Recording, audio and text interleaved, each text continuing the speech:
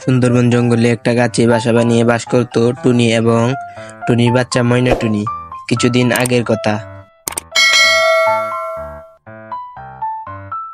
বাবু, তুমি বাসায় থাকো, তোমার জন্য আমি খাবার নিয়ে আসছি। তুমি বাসা থেকে কোথাও বের হবে না। না মা, আমার একা একা বাসায় থাকা ভালো লাগে না, আমিও তোমার সাথে যাব। না বাবু, তুমি এখনো অনেক ছোট, আর 2 দিন পরে তুমি আমার সাথে যাবে।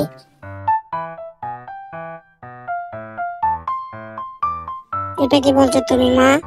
তুমি তো 2 দিন আগে আমাকে এই কথাটাই বললে যে 2 দিন পরে আমার সাথে যাবে। এখন তো 2 দিন হয়ে গেছে, তবে তুমি কেন আমাকে তোমার সাথে নেবে না? বাবু, তুমি বুঝতে পারছো না, তোমার পাখনা এখনো অনেক ছোট, তুমি বাতাসের সাথে মোকাবেলা করতে পারবে না, পড়ে যাবে। তুমি সবসময় আমার সাথে এই একই কথা বলো। তুমি বাসায় থাকো, সময়টা ভালো যাচ্ছে না। ওই পাজি ঈগল সবসময় আমাদের বাসার দিকে নজর রাখছে, তুমি বের হবে না। তারপরে টুনি ময়নাকে বাসায় রেখে খাবার খুঁজতে গেল।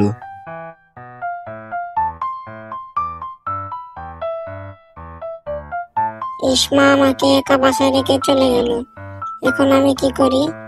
তার থেকে ভালো আমি একটু চেষ্টা করে দেখি উড়তে পারি কিনা। তারপরে ময়না টুনি উড়ার চেষ্টা করেছিল, কিন্তু উড়তে পারছিল না। একবার উড়ছিল, আবার পড়ে যাচ্ছিল, আবার উড়ছিল, আবার পড়ে যাচ্ছিল। কিছু সময় পরে ময়না টুনি উড়তে শিখে গেল। তারপরে ময়না টুনি মনে সুখে উড়ছিল।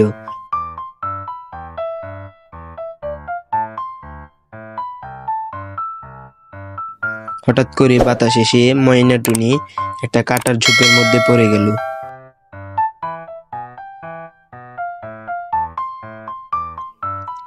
মা আমাকে বাঁচাও, মা আমাকে বাঁচাও, আমি অনেক বড় ভুল করেছি।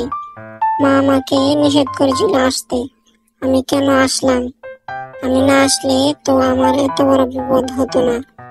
সেই সময় দুষ্টু ঈগলটা একটা বড় গাছের মগডালে বসা ছিল এবং দূর থেকে দেখতে পেল যে টুনি পাখি পড়ে গেছে। এরপরে দুষ্টু ঈগলটা টুনি ময়নার কাছে চলে আসলো এবং মনে মনে বলতে লাগলো, আরে বাহ, এত একটা দুষ্ট মিষ্টি টুনি। টুনির মাংস তো খুবই সুস্বাদু, আজকে আমি মন ভরে খাবো। আরে বাবা রে, এ আবার কোথা থেকে চলে আসলো? আমাকে খেয়ে ফেলবে না তো? পাজি ঈগলটা টুনি ময়নাকে খাওয়ার জন্য মনে মনে বুদ্ধি বের করলো।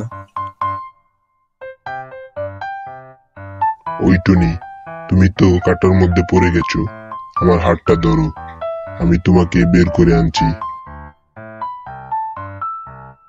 না, আমি তোমার হাত ধরবো না। আমি জানি আমি তোমার হাত ধরলে তুমি আমাকে খেয়ে ফেলবে। আরে না, আমি তোমাকে খাবো না, তুমি আমার হাতটা ধরো।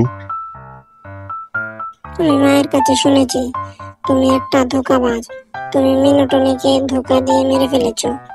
অনেক কষ্ট করার পরেও পাজি ঈগলটা টুনিকে কাঁটার মধ্য থেকে বের করতে না পেরে ওখান থেকে চলে গেল।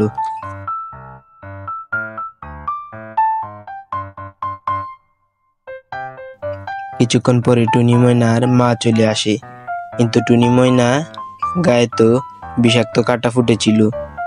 ময়নার মা আসতে আসতে ততক্ষণে টুনি ময়না মারা যায়। ময়নাকে আমি কতবার বললাম বাসা থেকে বের হোস না, বাসা থেকে বের হোস না, তুই তো আমার কথা শুনলি না, এখন আমি কাকে নিয়ে থাকবো?